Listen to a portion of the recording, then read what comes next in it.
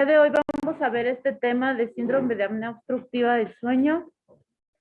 ¿Quién leyó al respecto? ¿Quién me puede decir la definición del síndrome de apnea obstructiva? Que es la obstrucción intermitente del flujo aéreo durante el sueño. Ajá. Sí. Y que al despertar no se sienten completamente bien porque pues no descansaron. Además de que tienen pérdida de memoria, fatiga y Sí.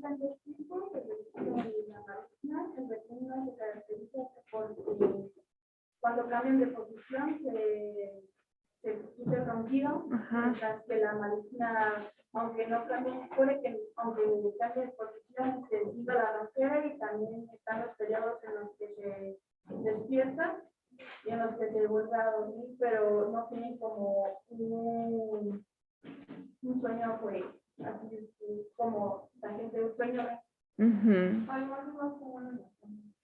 Sí, muy bien. La familia es quien lo sugiere que vaya con un doctor. Así es, el que lo escucha roncar, ¿verdad? Dicen, oye, no es normal, como que te quedas sin respirar, como que si te ahogas, ¿no?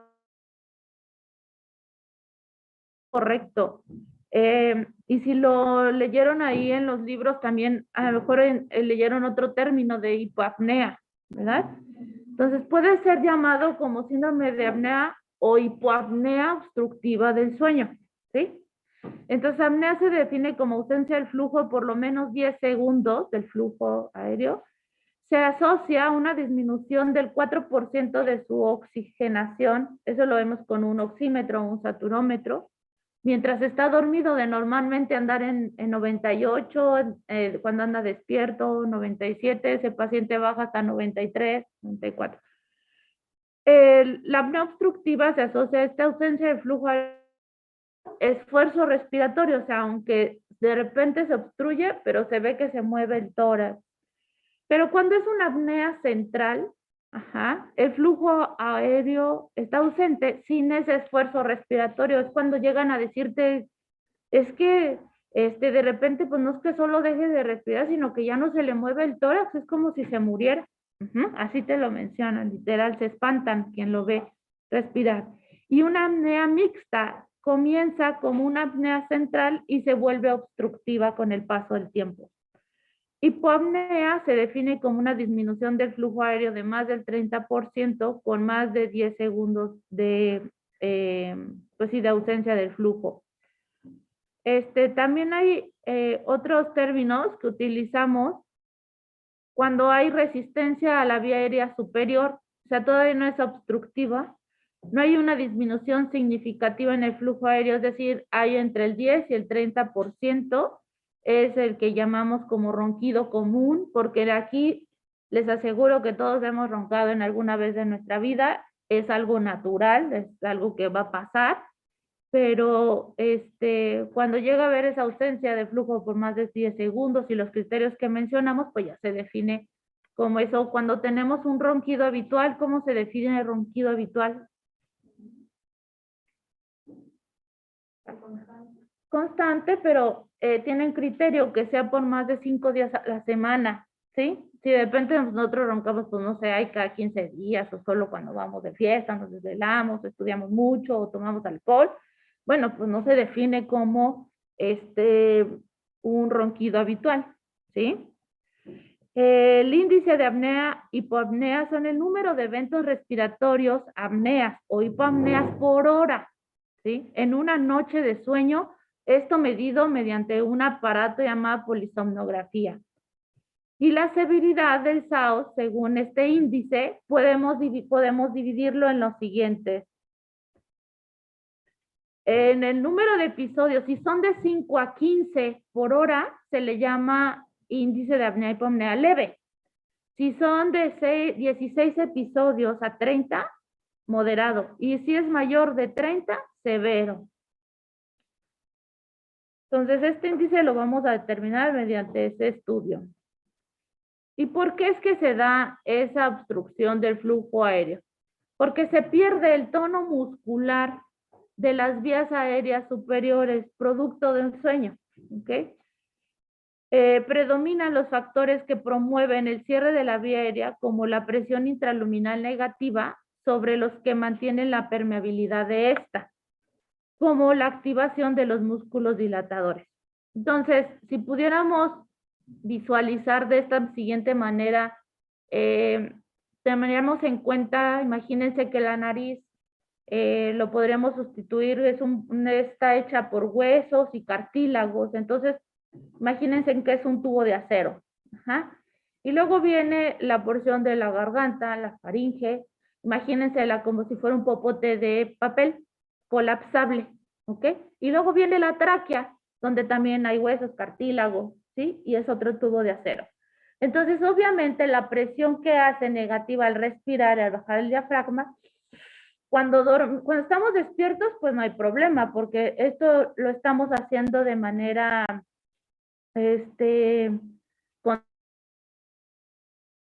están tensos, tienen fuerza, los podemos controlar, ¿sí?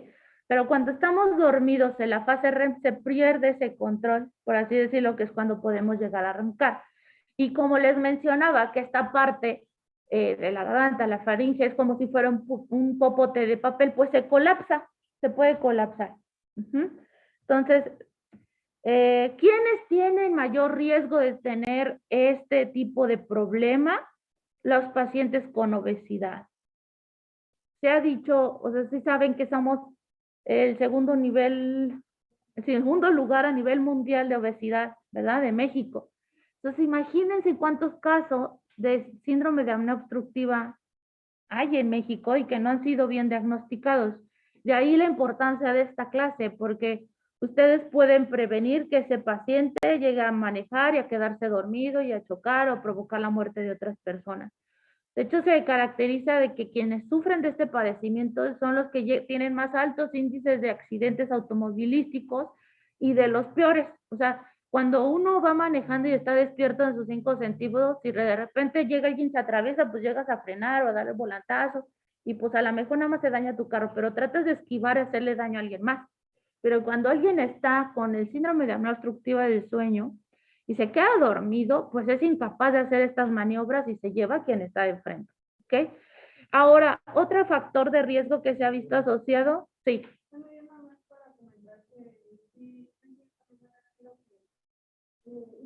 Estas personas con síndrome más el riesgo de causar accidentes que una persona que no lo sabe. Así es, 6 veces más. De hecho, esto se detectó porque se vio que los camioneros en Estados Unidos decían, bueno, pues ¿por qué están teniendo tantos accidentes si nuestras autopistas son las mejores casi del mundo, son rectas, tienen buenos niveles de seguridad? Entonces se les empezaron a hacer estudios a los camioneros que sufrían estos accidentes constantemente si se detectó que era por esta enfermedad. Otra de los factores de riesgo que podemos encontrar, pues son anormalidades craneofaciales o de la vía aérea superior. Pueden ser que hayan escuchado, ¿ya vieron pediatría? Bueno, patologías en pediátricos de la vía aérea. Pues ya ven que hay enfermedades en las que los niños pueden tener las adenoides o hipertrofia amigdalina y estos niños pueden roncar, ¿ok? Entonces, sí hay patologías que pueden hacer, pues sí, desde muy chiquitos y estos niños tienen hasta peor pronóstico si no se les operan, ¿ok? Otro de los factores de riesgo que se han visto relacionados es la edad avanzada. Generalmente se dan en pacientes ya arriba de 40 años. Estas son como preguntas típicas de examen que hacen. Es el pico donde mayor se observa este padecimiento. Y si el paciente consume alcohol, si fuma, todavía se arriesga más, se aumenta más el riesgo. Otro de los factores que se asocian es si tiene una enfermedad de base como el hipotiroidismo sin tratamiento. Como ya bien lo decían, es más frecuente en el sexo masculino. Y en las mujeres se presentan ya después de que inicia la menopausia, porque las hormonas son como un factor protector para que no empiece a ganar peso. Entonces, conforme llega la menopausa, aumenta el peso y este es un factor de riesgo. En esta gráfica lo que podemos ver es que a qué hora del día se mueren más los pacientes que padecen del SAUS. Y esto tiene una relación con la fisiopatología que se da durante el sueño. Entonces, si se fijan, es el de color rosita, yo lo veo en la pantalla, como que acá se ve de un tono como azulado. Sí se alcanza a diferenciar, ¿verdad? En donde la primera línea, si se fijan, aquí,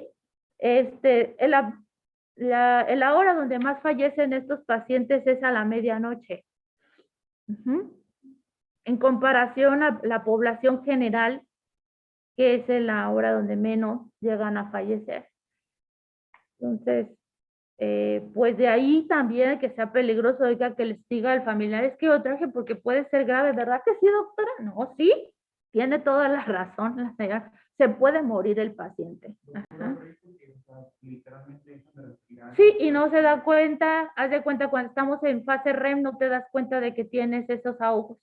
Incluso le preguntas al paciente, oiga, ¿usted siente cuando se ahoga, cuando no puede? No, yo vine nomás porque me dijeron que viniera, pero yo nunca he sentido que me ahogo, que me falta el aire, que no puedo respirar en la noche. Ajá. Porque justo, pues no se percata de que esto está sucediendo en su cuerpo. Entonces, ¿qué pasa con el síndrome de apnea obstructiva del sueño? Pues se detiene una y otra vez la respiración mientras el paciente está durmiendo y esto provoca un aumento de la respuesta al control respiratorio a los cambios de la presión parcial de CO2. Entonces aumenta el CO2, disminuye el oxígeno. ¿Cómo se llama eso? Hipoxia y aumento del CO2, hipercapnia. Muy bien. Y como se pueden dar cuenta, ya dijimos que es más frecuente en hombres y aparece durante el sueño el famoso ronquido, que es un ruido bronco, tosco áspero con la respiración cuando el paciente se duerme. ¿Y por qué se produce? ¿Por qué se produce el ronquido? Pues porque hay una turbulencia del flujo aéreo cuando pasa por la orofaringe estrecha, que está colapsada, ¿sí? Se produce generalmente durante la inspiración, el ronquido. Dentro de la etiología tenemos varios factores. La mayoría de los roncadores son por causas respiratorias y debidamente se asocia más a la obesidad.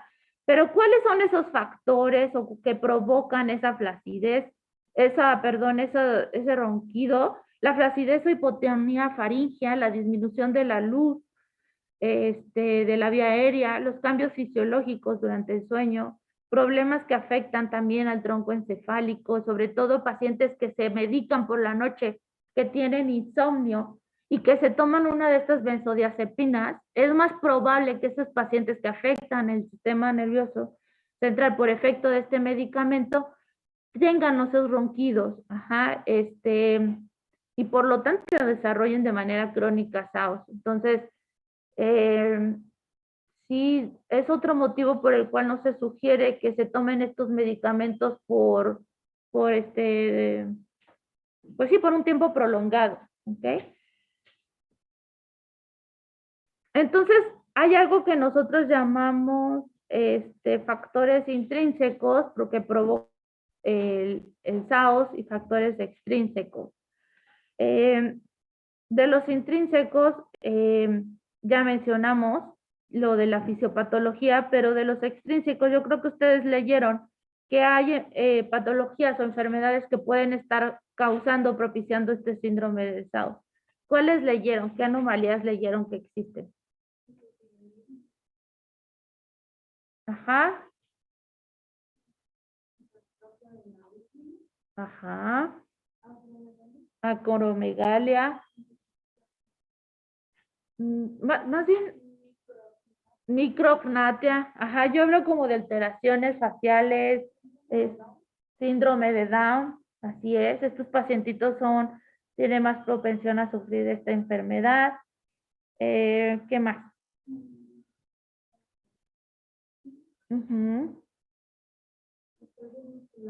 Sí, muy bien. Pues son una serie de enfermedades que pueden estar afectando los músculos respiratorios o la presencia de adenoides, de quistes, y bueno, pues hay que derivar si el paciente, ante sospechas de pacientes jóvenes, o sea, antes de los 40 años, que empiezan a tener ronquidos, hay que mandarlos con un otorrino, laringólogo, para que haga una exploración a fondo de si no tiene alguna de estas alteraciones anatómicas que puedan estar propiciando esta enfermedad, ¿ok? Porque si se opera, pues se cura, ¿ok? Bueno, entonces, la batería, ¿tiene el cargador?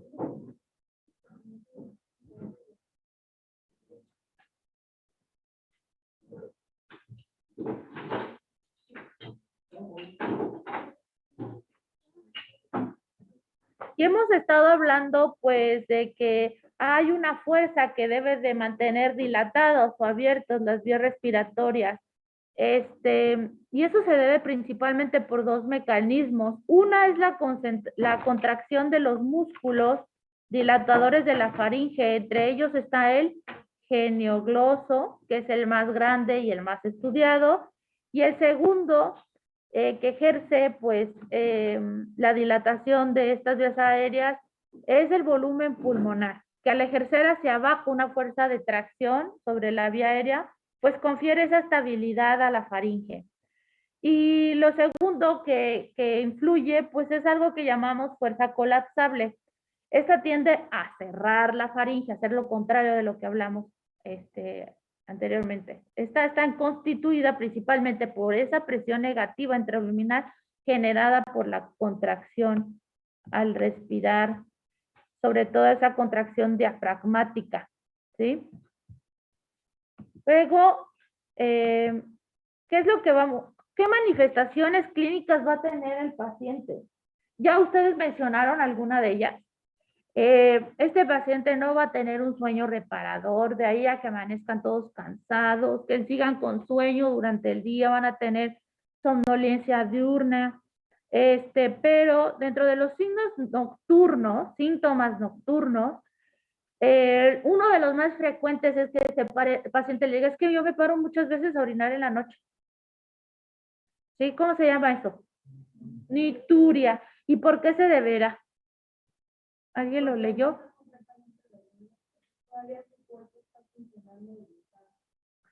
Durante el periodo de síndrome de apnea obstructiva del sueño, hay una liberación de catecolaminas, y las catecolaminas hacen que en lugar de estar en totalmente reposo en nuestro cuerpo, de bajar la frecuencia cardíaca, la presión arterial, ¿sí? La frecuencia respiratoria, es como si el paciente estuviera corriendo por la noche. Entonces se eleva algo que se llama péptido natriurético. El péptido natriurético es el que nos hace orinar. Entonces, estos pacientes está elevado de manera más de arriba de los valores normales, y por esa razón se paran varias veces a orinar. Pueden llegar a tener también reflujo gastroesofágico, diaforesis. Es que yo empapo la almohada, sudo mucho la noche, o babeo mucho, se alorrea.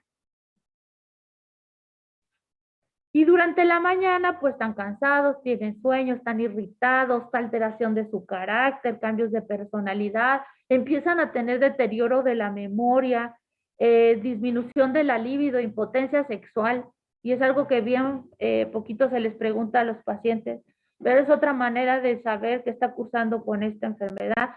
Cefaleas durante el día, es que me duele la cabeza, pues sí, pues si estuvo con hipoxemia durante 8 horas o más, en la noche, pues es normal que empiece ahí a tener dolores de cabeza. Y también hipoacusia. Dentro de las consecuencias que podemos ver en estos pacientes, bien lo decía su compañera, 6 veces más a sufrir riesgos vehiculares, 16% en conductores que trabajan para empresas, esos trailers que hacen sus recorridos nocturnos son los que más se accidentan y los que más pueden estar sufriendo de esto. Pero hay otras enfermedades o consecuencias debidas al SAUS, y entre ellas la más preguntada es la hipertensión arterial sistémica. Son esos pacientes entonces gorditos, con cuello ancho, que se quedan dormidos y que aparte les tienen hipertensión y que es de bien difícil control, que ya los tienen con 3 o 4 antihipertensivos y sigue hipertenso el paciente. Aparte se relaciona más con eventos de cardiopatía isquémica, es decir, infarto, ¿ok? Enfermedades cerebrovasculares como EBC. Esto debido a que hay un aumento en los marcadores de disfunción endotelial, incremento en los marcadores de inflamación, mayor estrés oxidativo, incremento en la actividad simpática y esto genera también un estado procoagulante. Entonces ya si identificamos por ahí o conocemos a alguien de nuestra familia que tenga esas características, hay que llevarlo a que lo revise. Entre otros, aparte de los que ya les mencioné, otro de las consecuencias que podemos encontrar son las siguientes. Y en esta diapositiva está en inglés, pero a mí me parece que está tan bien explicada y esquematizada. Tenemos que, por ejemplo, un paciente que tiene despertares de sueño, apnea, tiene disminución de la saturación, aumento del CO2, tiene algo que se llama acidosis respiratoria, va a tener efectos o consecuencias fisiológicas. Entre ellas, una respuesta de bradicardia, puede tener arritmias, puede tener vasoconstrucción pulmonar. ¿Y esto qué nos lleva? A que el paciente llegue a tener hipertensión pulmonar, falla cardíaca o muerte nocturna de manera, pues sí, que nadie sabe decir por qué se murió. Vasoconstricción sistémica que nos lleva a hipertensión sistémica, estimulación de la eritropoyesis. ¿Y por qué será eso? Pues porque como el cuerpo no detecta suficiente oxígeno, pues en manera de decir el cuerpo, pues hay que ayudarle a que tenga más oxígeno. ¿Cómo? Pues produciendo más glóbulos rojos y el paciente llega a tener policitemia. Entonces a veces los ven como colorados, chapeados, ¿sí? A los pacientes. Llegan a tener aparte otros eventos primarios, como por ejemplo, el evento que se llama trastorno aerosual, que básicamente es este episodio donde está colapsado la faringe, y hay la interrupción de la vía del flujo aéreo y nuevamente el paciente que se despierta pues otra vez se vuelve a dormir. ¿Y esto qué provoca? Pues que tenga una excesiva actividad motora durante la noche. Incluso no sé si leyeron que estos pacientes llegan a tener algo que se llaman piernas inquietas. Ajá. O que pues esta es otra manera de presentarse esta enfermedad. El sueño lo encuentran fragmentado, no es un sueño profundo, ¿sí? Entonces van a tener excesiva sueño durante el día, deterioro intelectual. ¿Cómo vamos a hacer el diagnóstico de estos pacientes? Bueno, uno de ellos es midiéndoles la circunferencia del cuello. Entonces, se ha visto en los estudios que entre más anchito esté el cuello, más riesgo de que ese paciente tenga SAO. Entonces, lo vamos a poner a ese pacientito en una posición bien sentado, con el cuello extendido, y vamos a poner una cinta métrica que se pasa alrededor del cuello a la altura del borde superior de la membrana cricotiroidea. Y si el paciente tiene menos de 37 centímetros, es un riesgo bajo de SAO.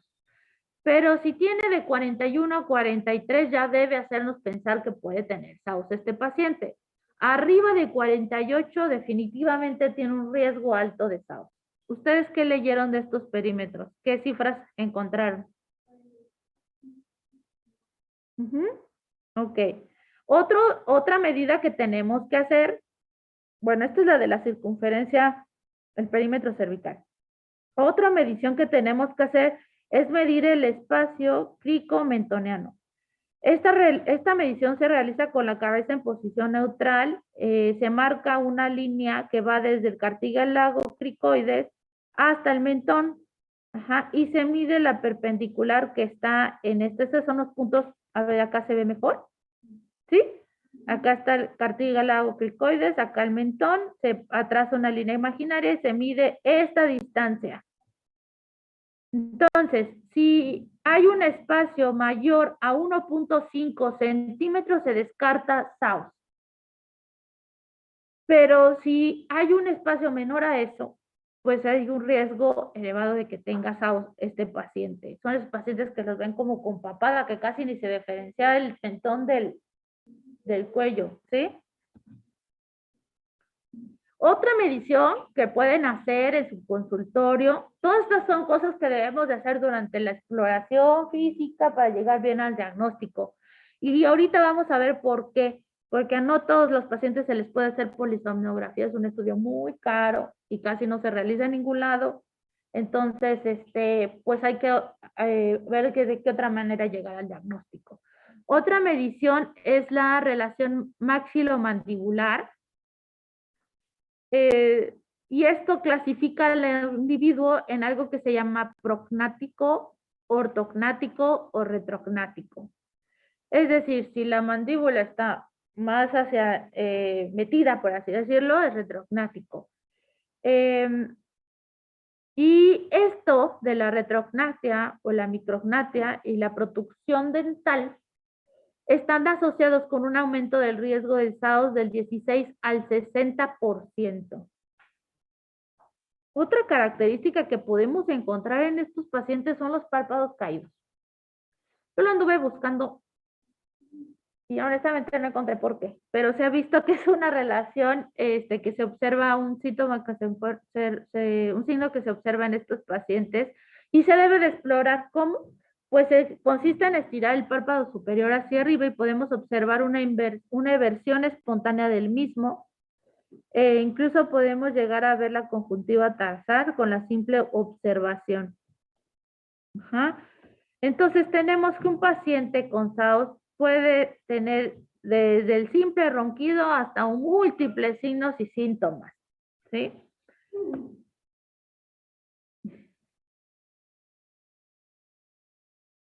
Entonces, generalmente es la esposa la que se queja, la que lleva al paciente con el médico, la que incluso ya se duerme en camas separadas o pide el divorcio, ¿sí? O sea, así llegan a la consulta. Entonces, hay que preguntarle, a ver, ¿tiene fatiga durante el día? ¿Se siente cansado? ¿Está tomando, si consume alcohol, si consume café, si tiene dolores de cabeza matutina, si tiene impotencia sexual, etcétera? Se hace cuestionarios específicos para saber si tiene riesgo de sufrir SAOS, y uno de esos cuestionarios que se preguntan en los exámenes se llama escala de somnolencia de Epworth, ¿sí? Entonces vamos a ver qué es lo que dice esa escala de Epworth. Se le hacen al paciente 8 preguntas de su vida habitual, de sus actividades habituales, y se le pregunta del 0 al 3 que nos dé una calificación, donde 0 es que no tiene ningún riesgo de quedarse dormido, o sea que no presenta sueño al hacer esa actividad, y 3 es que tiene una alta probabilidad que le dé sueño al realizarla o que siempre tenga sueño. ¿Cómo? Pues le decimos, mientras usted está sentado leyendo, ¿se queda dormido? Si está mirando la televisión, ¿se queda dormido? ¿Con qué inactivo en un lugar público, como pasajero de un viaje de 1 hora en auto, recostado a medio tarde cuando las circunstancias lo permite, sentado conversando con alguien, se ha quedado dormido, sentado después del almuerzo sin haber bebido alcohol, y en su auto detenido en el semáforo, en la luz roja, se ha quedado dormido. Entonces, esto nos va a dar un puntaje. ¿Alguien sabe a partir de cuánto se tiene riesgo elevado de tener EPOC?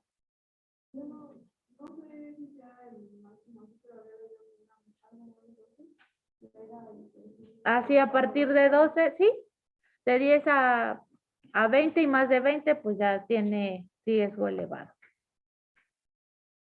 Entonces, les decía que hay estudios para confirmar el SAUS y entre ellos está la polisomnografía y este se considera como el gold estándar. Entonces, si les preguntan en el examen, ¿cuál es el estudio ideal o el gold estándar para hacer el diagnóstico de esta enfermedad? Es la polisomnografía. ¿Y por qué? Porque durante este estudio ven a este paciente lleno de cables en la cabeza, en el pecho, en las manos, en la nariz, puntas nasales, pues es porque le están haciendo al mismo tiempo un electroencefalograma, un electrooculograma, una electromiografía, su mental y tibial, están revisando el flujo nasal y oral, los movimientos de esfuerzo respiratorio, se está vigilando la oximetría, se le está haciendo electrocardiograma al mismo tiempo y se vigila la posición en el sueño. O sea, si está dormido boca arriba, del lado, boca abajo, hay que vigilar, porque actualmente sabemos que un paciente que duerme boca arriba es más propenso a que ronque a que si se duerme de ladito. Entonces es una de las maniobras o de parte del tratamiento no médico que se le debe de orientar al paciente. Hay que póngase de lado, duérmase de lado, pero no es suficiente decírselo, porque a veces de manera inconsciente se está moviendo en la noche y se pueden volver a regresar a la posición de cúbito supino. Entonces, ahí hay otras estrategias. Ahorita vamos a hablar de qué hacer para que no se mueva el paciente. Otro estudio que se puede realizar es la polisomnografía ambulatoria y en esta son menos cosas, menos show que en la anterior.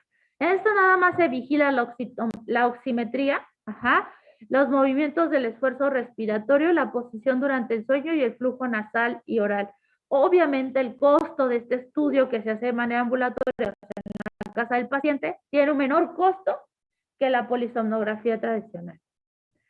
Entonces, ¿qué debemos de hacer ante un paciente que sospechamos clínicamente que tiene SAUS? Pues verificar si tiene bajo riesgo o riesgo intermedio. ¿Cómo? Con nuestro cuestionario de Epworth y con nuestra medición de la circunferencia de